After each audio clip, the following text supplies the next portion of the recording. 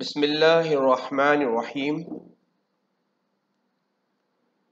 آئیے قرآن پڑھنا سیکھیں۔ تجوید القرآن آسان کورس کے پہلے حصے کی تیسری کلاس، اور ہر کلاس کا دورانیہ تقریباً 5 منٹ۔ پچھلی کلاسوں میں ہم نے تجوید کی اہمیت جاننے کی کوشش کی، ہم نے حروف تہجی کے حوالے سے اہم معلومات حاصل کی، اور اسی طرح سے ہم نے حروف تہجی کو فرداً اس کی آواز اور ساؤنڈ کو سننے اور سمجھنے کی کوشش کی ہے۔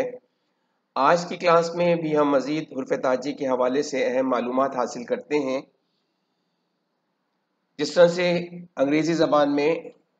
26 الفابیٹس ہوتے ہیں، 26 الفابیٹس ہوتے ہیں، اس طرح سے یہاں پر اردو حروف تہجی جو ہمارے سامنے ہے، جس میں 37 حروف تہجی ہیں، لیکن ہماری جو زیادہ توجہ اور محنت ہوگی وہ عربی حروف تہجی پہ ہوگی، کیونکہ ہم قرآن پاک کو درست کرنے کی فکر میں ہیں۔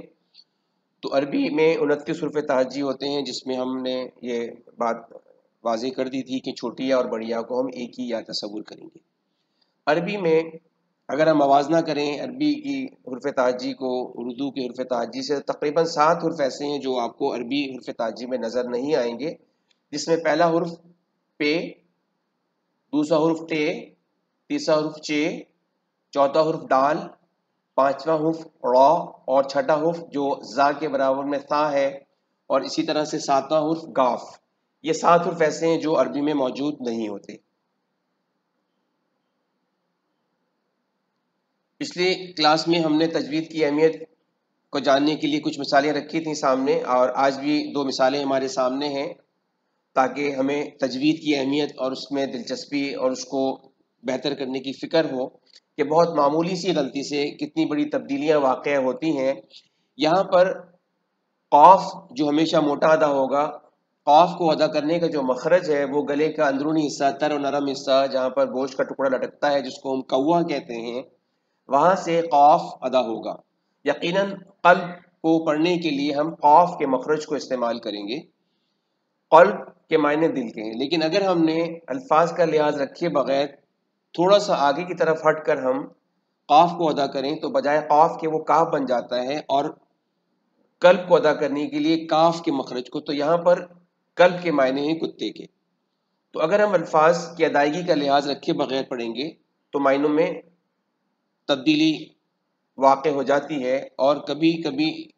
اتنی بڑی تبدیلیاں ہو جاتی ہیں الفاظ کا لحاظ نہیں رکھنے سے کہ قرآن پاک جو ہے وہ اس قرآن پڑھنے والے پر لعنت کرتا ہے۔ تو اللہ تعالیٰ ہمیں اس چیز سے محفوظ فرمائے اور تھوڑی سی محنت کر کے ہم صحیح قرآن پاک پڑھنے والے بن جائیں۔ دوسری مثال ہمارے سامنے ہے کہ اقرار باللسان و تصدیق بالقلب، کہ اقرار کیا زبان سے اور تصدیق کی دل سے، لیکن اگر ہم اس کو پڑھ لیتے ہیں کہ اقرار باللسان و تصدیق بالقلب، کہ اقرار کیا زبان سے اور تصدیق کی کتے سے، نعوذ باللہ، تو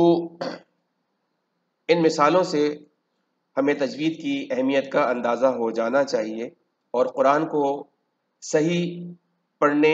کی جو فکر ہم سب کو ہونی چاہیے۔ اللہ رب العزت نے ایک یہ بہت بڑا معجزہ ہمیں عطا فرمایا ہے، اس کی برکتیں ہیں، یہ ہمارے لیے ذریعہ نجات ہے، اور اس میں اللہ نے شفا رکھی ہے۔ اللہ رب العزت نے قرآن پاک کو تقریباً 23 سال کے عرصے میں نبی پاک صلی اللہ تعالی علیہ وسلم پر بذریعہ حضرت جبرائیل علیہ السلام نبی پاک صلی اللہ تعالی علیہ وسلم کے قلب مبارک پر نازل فرمایا ہے، اور تمام آسمانی کتابوں میں یہ واحد کتاب ہے قرآن مجید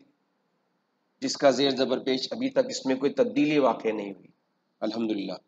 لیکن اس کے علاوہ جو دوسری آسمانی کتابیں ہیں جیسے توریت، زبور، انجیل، یہ اب اپنی اصلی حالت میں موجود نہیں ہیں۔ تو یہ